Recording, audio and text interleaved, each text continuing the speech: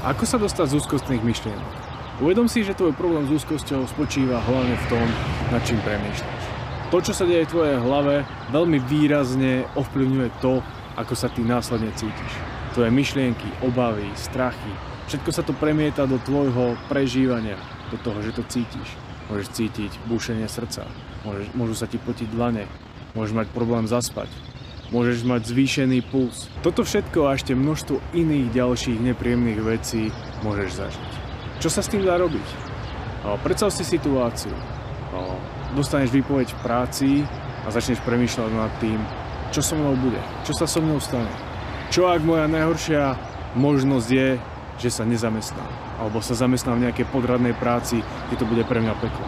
Čo ak nedokážem splatiť splátky hypotéky? Čo ak nesplatím nájom? Čo ak prídem o všetko a už nebudem môcť ďalej žiť? Množstvo ľudí k takýmto scenárom veľmi ľahko spadne. Predstavujú si ten najhorší scenár a ako keby si ho privolávali. Začnú ho fyzicky cítiť. Prestanú spať, prestanú mať radosť zo života. Cítia sa totálne rozrušenie a často ani nevedia prečo. Neuvedomujú si, že keď aj tie myšlienky nevnímajú, alebo respektíve sa nimi nezaoberajú, tak v ich podvedomí tieto myšlienky stále žijú. Tie myšlienky sú tak rýchle, že vám len preblesknú hlavou a vy si ich často nevšimnete. Tieto myšlienky, hlavne spojené so strachom, ovplyvňujú strašne veľa procesov. Myšlienky spojené so strachom bežia v našom podvedomí. Čo ak sa stane toto? Čo ak príde toto? Čo ak sa mi stane hentam? Vždy, keď sa začne zaoberať nejakým strachom, tak si všimneš jednu vec. V každej tej vete alebo otázke, ktorú si položíš, je čo ak. A čo ak ťa zacykluje? Na čo ak neexistuje nejaká jednoduchá odpoveď, ktorá by ťa skúnila. Čo ak znamená, že sa budeš tomu ešte viac venovať, ešte viac sa zahlbovať a bude ti ešte horšie. Takže si uvedom len jednu vec. Ten najhorší scenár sa na 90% nikdy nestane. Takže si ho nepredstavuj. Nepredstavuj si tie najhoršie scenáre, lebo sa často vôbec nikdy nestanú. Povedz si, nejak to vyrieším, nejak to dopadne. Bude to tak alebo tak. Toto pomohlo strašne mne v obdobiach zhruba pred 7 rokmi.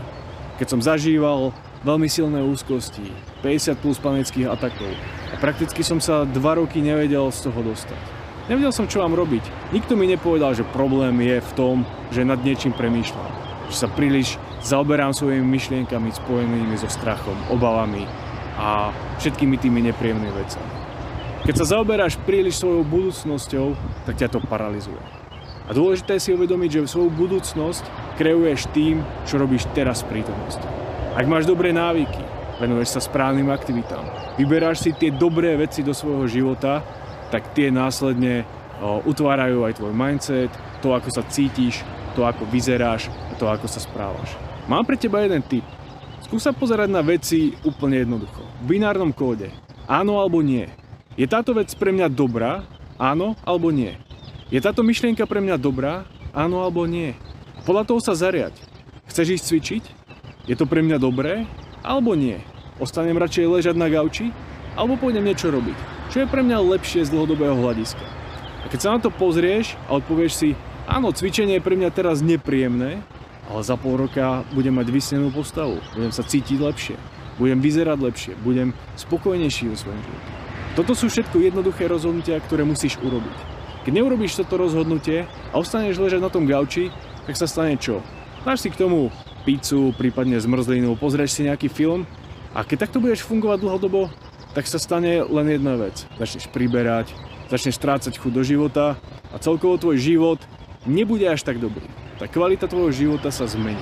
Takže si uvedom jednu vec, že ty vždy dokážeš rozhodnúť o tom, ako bude vyzerať tvoj deň, ako bude vyzerať tvoj mindset, ako bude vyzerať tvoje telo. Keď si zvolíš tie správne veci do svojho života, tak aj tvoj život sa rapidne zmení. Nepomohli tieto zistenia plus milión ďalších drobných vecí, ktoré som začal robiť. Preto som pre vás pripravil taký mini program, do ktorého sa môžete zapojiť na minimálne 4 týždne. Počas týchto 4 týždňov budete dostávať každý týždeň v pondelok 5 výziev plus 1 bonus. Tieto výzvy otestujú vašu mentálnu a fyzickú odolnosť. Zároveň vám pomôžu budovať si tie správne návyky, udržať si disciplínu a posúvať sa ďalej. Takže ak chceš zmeniť svoj mindset, svoje fyzické telo, chceš mať tie správne návyky, tak tento mini program je tu pre teba. Ďalej v tomto programe v rámci 1 mesiaca získaš 1 hodinovú konzultáciu spolu so mnou, kde si nastavíme ciele, vyberieme tie správne techniky a a budem ti podporou na tvojej ceste. Budeme sledovať tvoj progres a zameriame sa na to, čo naozaj potrebuješ. Za cenu jedného večera v meste získaš vstup do programu, ktorý ťa nakopne, ktorý naštartuje tvoj mindset, pomôže ti budovať tvoje fyzické telo. Ďalej sa naučíš, ako budovať svoju sebadisciplínu a staneš sa silnejším, vyrovnanejším a spokojnejším.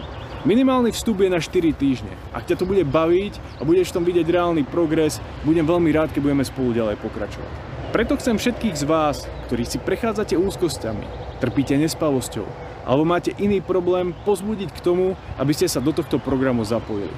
Bude to pre vás doslova game changer.